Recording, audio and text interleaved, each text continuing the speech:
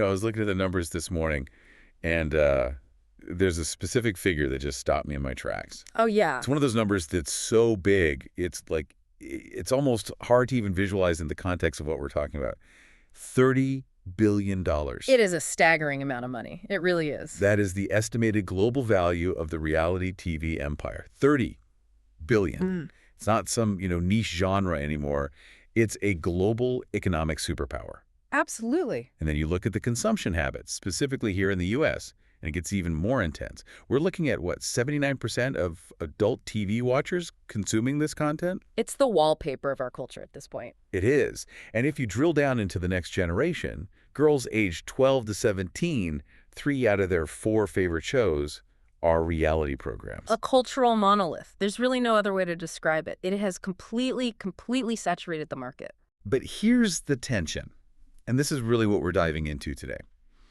I think most of us, certainly you listening right now, and definitely myself, we see ourselves as, reasonably critical thinkers. Sure. We know, intellectually, that The Bachelor or Survivor isn't a documentary. We know it's fake to some degree.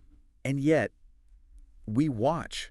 We obsess. We do. We take sides in arguments that happened 6 months ago between people we will never, ever meet. It's the central paradox of the entire genre, isn't it? We are simultaneously skeptical and completely addicted. Exactly. So our mission today is to move past the lazy critique. We aren't just going to sit here and say, oh, it's all scripted. Right. That's too heavy. That's the surface level complaint. We're going to deconstruct the machine. I want to understand the specific technical mechanisms from, the editing software to the camera angles and psychological levers that are being pulled to keep us hooked. We're going to peel back the curtain. We're going to look at what researchers call hyperauthenticity. And we're going to look at the industrial pipeline that turns raw human behavior into a slick, marketable product. I'm ready. And a fair warning to everyone listening. We might just ruin the magic trick for you. Uh-oh. Seriously? Once you hear about things like franken-biting or the OTF rule, you will never, ever be able to watch these shows the same way again. You know what? I think we're ready for that. Okay. I want to see the wires. Let's start with the visual illusion, because this is where the cracks in the facade are, I think, most visible, if you know where to look. For sure. I want to talk about the confessional. The talking head interviews where a cast member sits in a chair, looks at the camera, and narrates all the drama. Right. The narrators of their own lives. It's the storytelling engine of almost every reality show out there. Okay, so there is this recurring thread on Reddit, specifically about the show Welcome to Plathville. But honestly, it applies to almost everything. Real Housewives, The Kardashians, you name it. Viewers get so confused because a character will be describing events that happen over, say, 3 months. Relationships starting, ending, people moving houses. But in the interview chair, they're wearing the exact same outfit. The same shirt, same hair, same makeup, same jewelry. Every single time. And the logical assumption a viewer makes is, oh, they just filmed all the interviews in one big block at the end of the season. Which would make sense, right? It seems efficient. You wrap the show, you sit everyone down, you knock out all the narration in a day or two. Exactly. Efficient. It makes sense, but it's almost always incorrect. And the real reason is actually way more fascinating from a production standpoint. Sure. What you're seeing is a very specific industry tactic called the OTF or ITM interview. Okay, let's break those acronyms down for everyone. OTF stands for on the fly, and ITM is in the moment. Which is funny because it sounds like they are anything but. The terminology is deeply ironic, yes. Yeah. These interviews are almost never on the fly or in the moment. So how does the schedule actually work? If they aren't filming it all at the end, and they're definitely not filming it in the moment, what is actually happening? It's all about continuity control. At the very, very beginning of a season, production will select what they call a standby outfit. A standby outfit. They might tell a cast member, okay, see this navy blue blouse and these gold hoops. This is your interview. Look for the entire season. It becomes a uniform. So they have to keep that one specific outfit clean and ready to go at all times for months. For months. Ugh. Whether they are filming an interview on day 1 or day 60, they have to put that exact uniform back on. That must be so annoying. But why? What's the point? The point is to give the editors the power to manipulate time. Ah. Let's say you're a contestant. You have a huge fight with someone on a Tuesday. The producers might not actually pull you aside to interview you about that fight until 3 weeks later. But because you're wearing the uniform, the editor can take your commentary from 3 weeks later and splice it directly into the scene from that Tuesday. To the viewer, it looks like you're reacting in real time. It allows them to Frankenstein the timeline without any visual jarring. It makes the entire narrative modular. That is the key word here, modular. Plug and play. They can move your audio and your commentary anywhere they need it to support the story arc they're building. If you look sad in an interview you filmed in week 4, they can use that clip to show you reacting to a breakup that happened back in week 1. Wow. But, I mean, human bodies are harder to control than a wardrobe, right? You can wear the same shirt, but your hair grows, your skin changes, and this is where they get caught. This is exactly where they get caught. You mentioned Welcome to Plathville earlier. There's a famous example with one of the daughters, Lydia Plath. Oh yeah, I remember reading about this, the case of the disappearing tan line. It sounds like a cheap mystery novel, but it's actually a huge continuity disaster for them. It totally is. So in one episode, during her interview segment, wearing her uniform, she has a very distinct, very obvious tan line on her shoulders. Clearly, she's been out in the sun recently. Okay. Then a few episodes later, so narratively, we've moved forward in time, she is wearing the same outfit, describing events that supposedly happened after the previous episode. But the tan line is gone. Which is physically impossible unless she figured out how to untan herself. Exactly. It was definitive proof that the editors took an interview clip that was filmed before she went out in the sun and used it to narrate a scene that happened weeks after she got the tan. So the reaction you are seeing from her might not be a reaction to the event being shown at all. The timeline is completely fluid in the editing room. Completely. A collage. That's a perfect way to put it. It's an emotional collage, not a chronological record. Speaking of visual tricks, we have to address the gold goblets. The infamous gold goblets. If you've watched even one episode of Love is Blind, you know these cups. They are these opaque, metallic, gold wine glasses. They are in the pods, in the apartments, at the family dinners. They never, ever drink out of clear glass. And for the longest time, people just thought this was a branding thing, a way to make the show look distinct and kind of fancy. Oh, look at the cool gold cups. I honestly just thought they got a bulk discount on gold paint. Mm-hmm. Or maybe, they wanted to hide what exactly people were drinking or how much. It's actually one of the most brilliant, low-tech editing hacks in the entire business. The reason is incredibly simple. Opaque cups hide liquid levels. Liquid levels, of course. That makes so much sense. Think about it. Think about the continuity nightmare of trying to edit a long dinner conversation. If you and I are talking and I'm drinking red wine in a clear glass, the level of that wine acts like a clock. A timestamp. A timestamp, exactly. If the glass is full, it's obviously the start of the dinner. If it's empty, it's the end. So if I'm an editor, I'm basically handcuffed by the wine level. Completely. Let's say an editor wants to take a really juicy sentence I said at the very end of dinner and move it to the beginning to make an argument seem more heated or immediate. They can't do it with a clear glass. Because suddenly your glass would go from empty to full in a split second. It would be a jump cut disaster. Yeah. The liquid would be bouncing up and down like a yo-yo between shots. It would be a dead giveaway. But with the gold goblet. With the gold goblet, no one has any idea how much is in there. It could be full, it could be empty, it could be halfway. The editor is free to slice and dice that conversation, rearrange the order of arguments, cut out 20 minutes of boring small talk, and visually, it is perfectly seamless. It's a continuity safety net. It's so simple, but it gives them a license to completely restructure reality without getting caught. Restructure is a very polite way to put it. And this leads us directly to the more aggressive side of restructuring. We need to talk about franken-biting. I love this term. It sounds like a horror movie monster, and from what I understand, it kind of is one. It's a monster made of stolen parts, that's for sure. A franken-bite, or sometimes it's called a franken-grab, happens when editors stitch together audio clips from completely different sentences, or even different conversations, to create a brand new sentence that the person never actually said in that specific order. And we're not just talking about cleaning up speech, Yeah. right? Like cutting out the ums and ahs. We're talking about changing the actual syntax and meaning. Oh, completely. They are treating your spoken words like a kidnapper treats magazine clippings for a ransom note. Wow. They're just looking for individual words and sounds. For example, let's say you said, "I think Sarah is a great person, but I would never trust her with my dog." Later, in a different interview talking about food, you say, "I hate that." Okay. An editor who needs you to be the villain can take the I hate from the food conversation and the Sarah from the dog conversation and stitch it together. Suddenly, you're on camera saying, I hate Sarah. That is terrifying because that's not just editing for time, that's editing for character assassination. It creates a reality that never, ever existed. So how do we spot it? As a viewer, is there a way to know when words are being put in someone's mouth? Or are the editors just too good now? They are very, very good, but there are definitely telltale signs. The biggest one, by far, involves the camera cut. What do you mean? If a person is speaking on screen, and then suddenly, for no apparent reason, the camera cuts away to a reaction shot of someone else, or a shot of a potted plant or the back of the speaker's head, but their audio continues seamlessly, that is a massive red flag. Because they can't show the lips moving.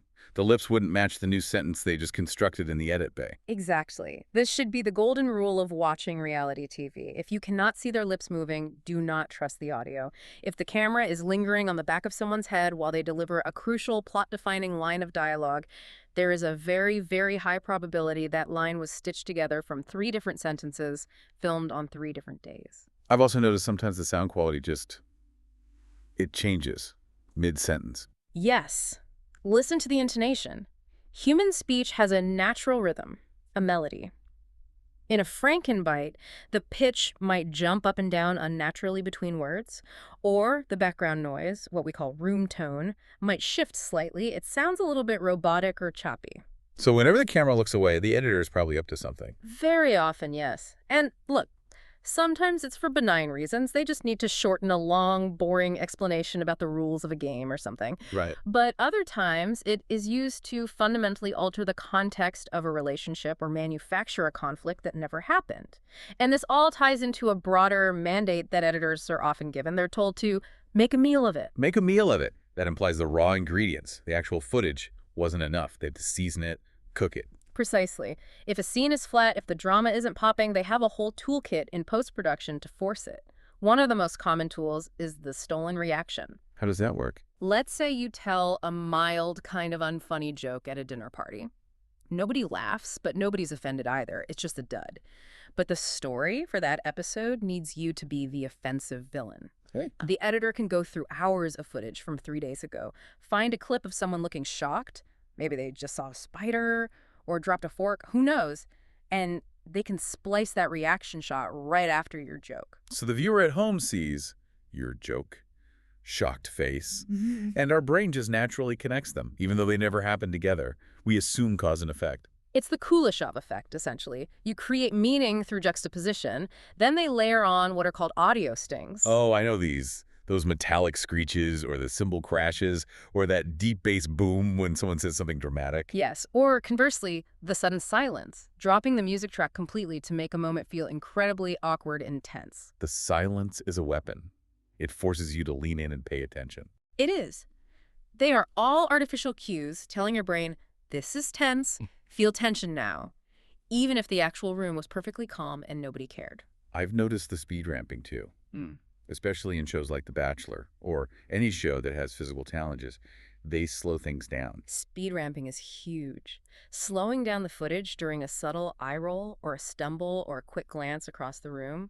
It's the editor screaming at the viewer, pay attention, this is significant.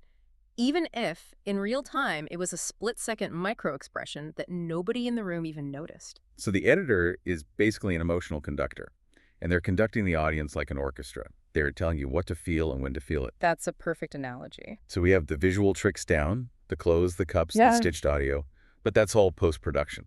That's what happens after the footage is already in the can. Yeah. I want to talk about the production pipeline itself because the logistics of it all just seem overwhelming. I've noticed on shows like Sister Wives, the episodes that are airing now are sometimes covering events from like 2 years ago. Why the huge lag? Are they just slow? It's less a problem of slowness and more a problem of volume. It's a data problem. A data problem. Think about a standard sitcom. You film for maybe a week to get 22 minutes of television. In reality TV, you have cameras rolling nearly 24/7 on multiple people. A single season might generate thousands of hours of raw footage. Thousands. Easily. I mean, do the math. If you have 10 cameras running for 12 hours a day for 6 weeks, The amount of data gets scary fast. And some poor soul has to watch all of that. Someone has to watch it, log it, literally typing out timestamps for Sarah eats toast, John yells at a cloud, cat meows, and then tag it so the editors can find anything later. And then they have to try to carve a coherent 20-hour story out of that mountain of footage. It sounds impossible. It's an immense amount of labor, so networks have to prioritize. If a show is a massive cash cow, like The Bachelor, it gets the best editors and the fastest turnaround. A show that's a lower priority or has a really complex multi-year storyline like Sister Wives, it just gets pushed back in the queue. They are essentially drowning in their own content. That makes a lot of sense. It's a bottleneck. Now, in movies, if a scene doesn't work, they do reshoots or pickups. I always assumed reality TV couldn't do that because, well, it's supposed to be reality. You can't just reshoot reality. Oh, but they do. Really? Pickups are absolutely standard practice, and this is where the line between documentation and performance just blurs into nothing. How does that work? Sometimes, months after principal filming has wrapped, the producers will look at the rough edit and realize a plot point isn't clear. Maybe the audio was bad during a key breakup scene, or they missed filming the exact moment a fight started. So they call the cast back. You're joking. Hey, remember that huge emotional fight you had in June? Can you come back in October and do it again for us? Basically, yes. Sometimes it's simple stuff. They just need an establishing shot of the house or a close-up of a text message on a phone screen.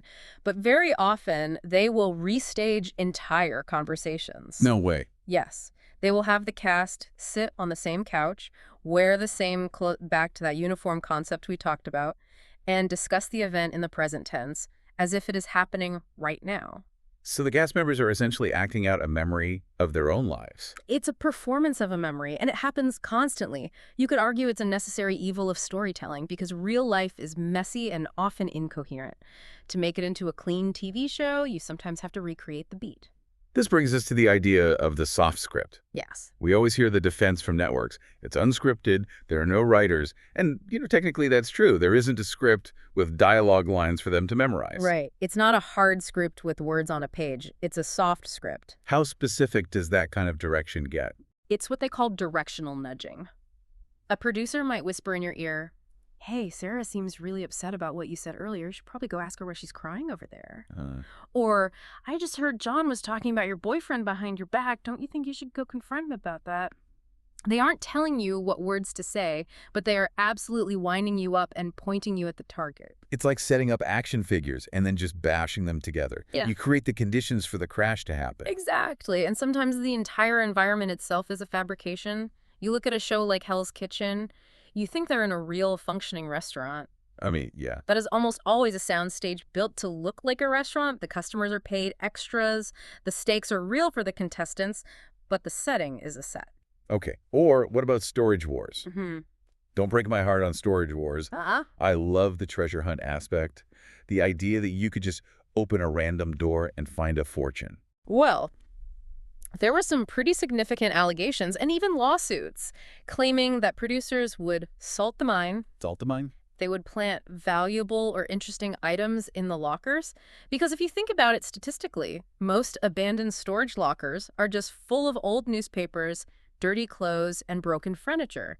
That makes for incredibly boring TV. Watching people sort through someone else's trash for an hour isn't exactly a ratings bonanza. Right.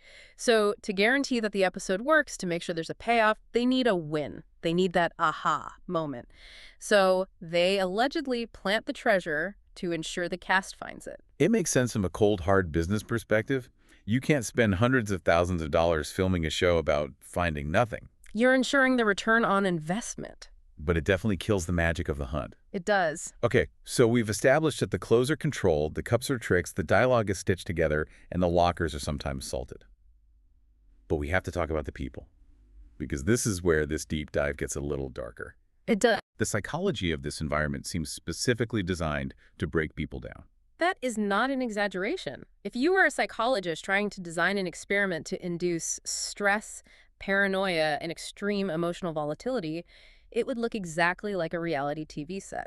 What are the primary stressors? How do they actually break them down? It starts with environmental control. The first step is isolation and deprivation. On shows like Big Brother or The Bachelor, contestants are completely cut off from the outside world. No phones, no internet, no books, no news, no contact with family. So your entire reality shrinks down to just the game. your entire world becomes that house and those people. You lose all perspective on what actually matters in life. Which explains why people have these huge dramatic meltdowns over seemingly small things. If the only thing in your world is this one argument about who did the dishes, it feels like the end of the world because you have no other context. It becomes a pressure cooker. Then you add the physiological stressors. Sleep deprivation is extremely common. Filming can go for 18 hours a day. They keep them up late for interviews. And hunger. If you're hungry and you're tired, the emotional regulation centers in your brain literally stop working properly. You're not yourself. You're prone to crying, you're prone to snapping, your fuse is incredibly short. And then, on top of the hunger and the fatigue, they add the ultimate accelerant, alcohol. The alcohol factor is huge. On many of these shows, producers supply unlimited open bars. Why? I mean, doesn't that just make the footage unusable? If everyone is slurring their words, how do you get a usable narrative out of that? You would think it's a problem, but for them it's a feature, not a bug. It loosens inhibitions, it fuels conflict, and it makes people messy. And messy is good TV. Messy is great TV. One executive producer actually admitted in an interview that while his editors hate cutting around slurred speech, they would never stop the drinking because, in his words, it wouldn't be real without it. Which is just code for it wouldn't be entertaining without it. It wouldn't be chaotic. Yeah. They need the breakdown. And once they have all that chaotic footage, they can start building their Franken narrative using predetermined casting archetypes. The heroes and the villains. Exactly. Casting directors aren't just looking for interesting people. They are looking to fill specific slots on a bingo card. The villain, the heartthrob, the broken bird who needs saving.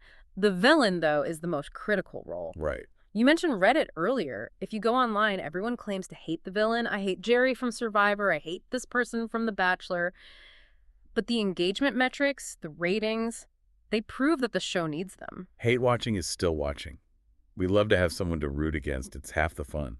It is. So editors will take footage and highlight a person's negative traits to fit them into that villain box. You could be a perfectly lovely, normal person 90% of the time, but if the show needs a villain that season, they will take the 10% of the time you were cranky or hungry or a little drunk and make that your entire on-screen personality. So your entire public reputation is in the hands of a story editor you've never met.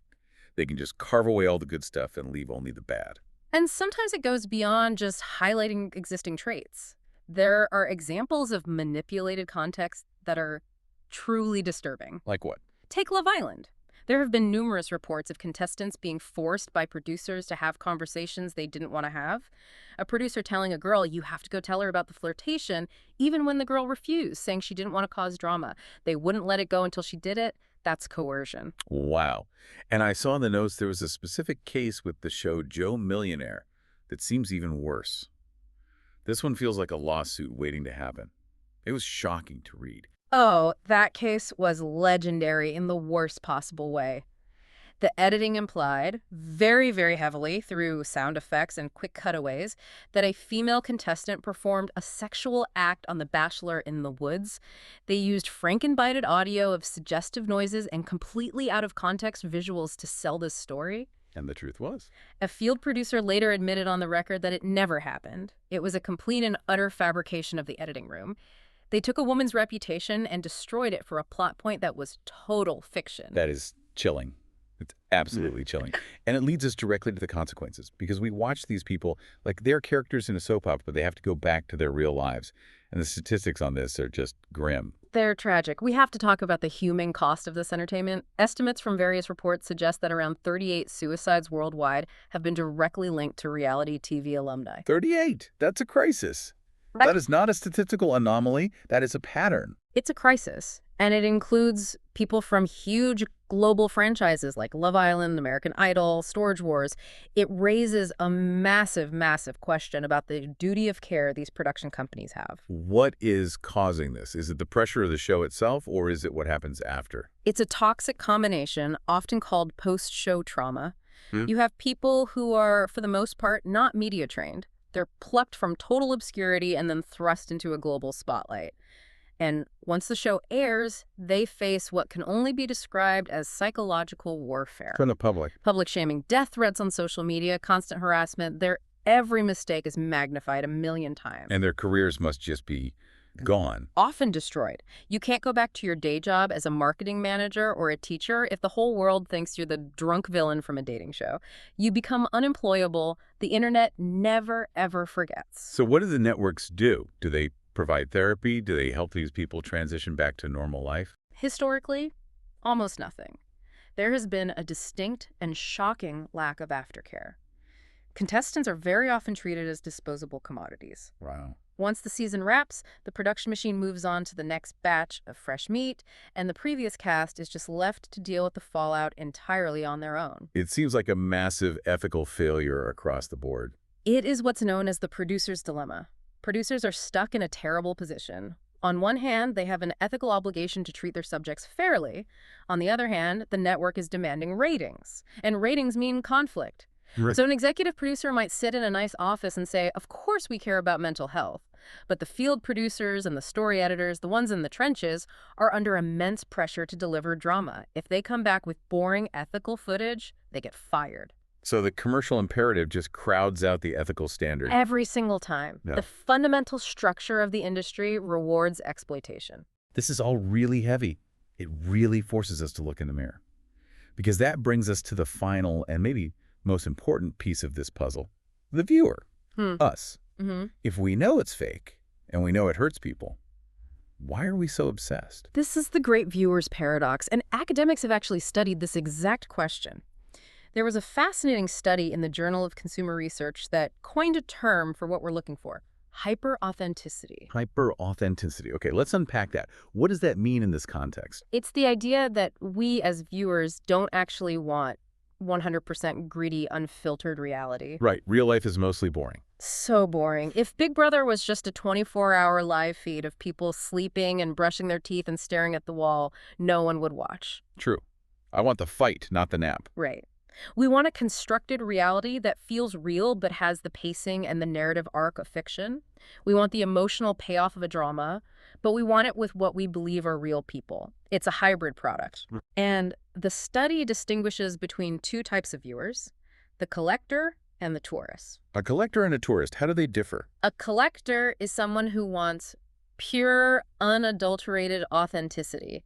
They want the raw data, the live feeds. These people are rare, and they generally don't watch primetime reality TV. Most of us. We're tourists. Tourists. I love that analogy. Think about it. When you go to Disney World, you walk down Main Street, USA. You know the castle isn't made of real medieval stone. You know that Mickey Mouse is a very sweaty person in a giant foam suit. Right.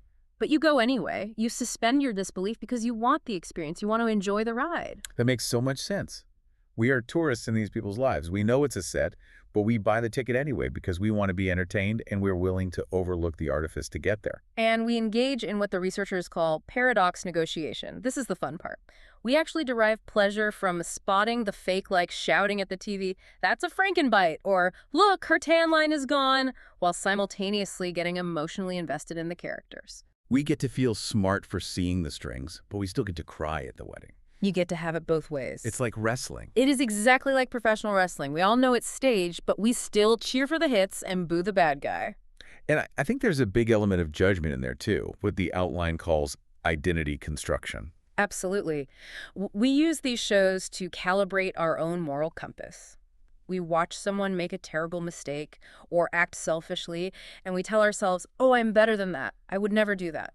It affirms our own morality by contrasting it with the manufactured immorality we're seeing on screen. It makes us feel good about ourselves. In a weird way, yes. So where does this all leave us? We've covered the editing tricks, the gold cups, the psychological pressure cookers, the tragic outcomes, and our own complicity as tourists in this whole thing. It leaves us with a very complicated picture. Reality TV isn't just trash TV. It is a complex industrial dance involving production manipulation, clever technology, psychological games, and most importantly, our active audience participation. It's not real in the journalistic sense of the word. Not at all. But the emotions it exploits in the cast and the emotions we feel watching it at home are 100% real. That's the sticky part, isn't it? The tears are real, even if the situation that caused them was completely engineered by a producer. Precisely. So here is my final thought for everyone listening, and it's a bit of a provocative one. If we know the industry manufactures drama through psychological exploitation, And we know they use editing tricks to fundamentally change the truth. And we know it causes real-world, sometimes fatal, harm to the participants. Why do we keep watching? It's the ultimate question. Are we, as viewers, just as responsible for the franken-bites as the editors? Because we're the ones who are demanding the meal. If we all stopped watching the villains, would they stop destroying people's lives to create them? It's just supply and demand. As long as we demand the spectacle, the industry will continue to supply the victims. That is a very sobering thought to take into your next binge watch. So the next time you turn on Love is Blind or The Bachelor, don't just watch the story. Watch the edit. Look for the gold goblets. Listen for the stitched-together audio. And ask yourself, what story is the editor trying to sell me, and what do I think actually happened? Stay curious and maybe watch a little more responsibly. Thanks for diving deep with us. We'll see you next time.